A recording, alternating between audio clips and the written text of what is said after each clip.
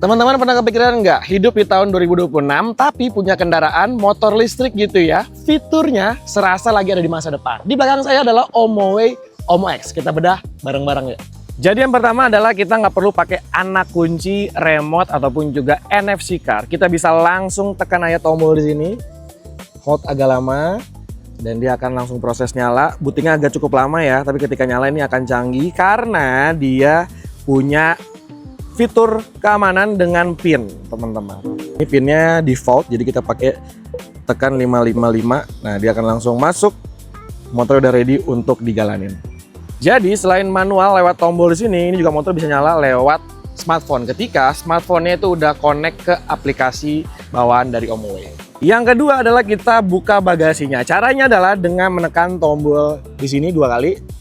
Ya, udah, dan dia akan langsung terbuka. Ada komponen hidroliknya di sini dan punya volume bagasi di 22 liter. Bisa simpan helm open face, half face, dan mungkin juga bisa masuk helm full face tertentu. Yang ketiga teman-teman, untuk naikin dan juga nurunin komponen standar samping yang nggak perlu pakai kaki manual, tinggal tekan di sini. Nah, dia akan otomatis bisa juga untuk naikin kayak gitu. Keren ya? Kemudian kalau touring teman-teman akan kebantu dengan fitur navigasi yang udah built-in sama panel meter berukuran 10,25 inchinya ini. Lalu juga UI-nya gampang dimengerti ya. Jadi teman-teman ketika ingin touring akan dinavigasi dengan mudah sama fitur Maps yang ada di motor ini. Dan dia punya 2 pilihan baterai. Pertama 5,4 kWh sekitar 160 km-an dan ada di 7,6 kWh dengan jarak tempuh yang cukup jauh di 210 km.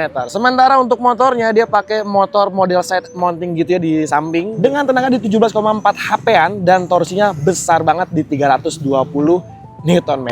Untuk karakter speknya, meskipun dia punya torsi yang cukup besar 320 Nm, tapi untuk pengendaliannya ini disalurkan secara linear, halus di awal, tapi ketika teman-teman buka, lebih besar lagi throttle-nya di bagian tengah sampai atas, ini dia akan langsung merespon dengan sangat cepat. Lalu juga handlingnya stabil ya, karena memang suspensinya oke di bagian depan pakai double wishbone dan juga di bagian belakang tunggal, dan center of gravity motor ini bagus banget karena baterainya ditempatin di bagian tengah di sini. Dan yang bikin saya takjub adalah fitur self balancing yang ada di motor ini. Jadi motor ini tuh bisa balance, dia seimbang, nggak jatuh ke kiri ataupun ke kanan karena memang ada fitur ataupun peranti giro yang ditanam di motor ini.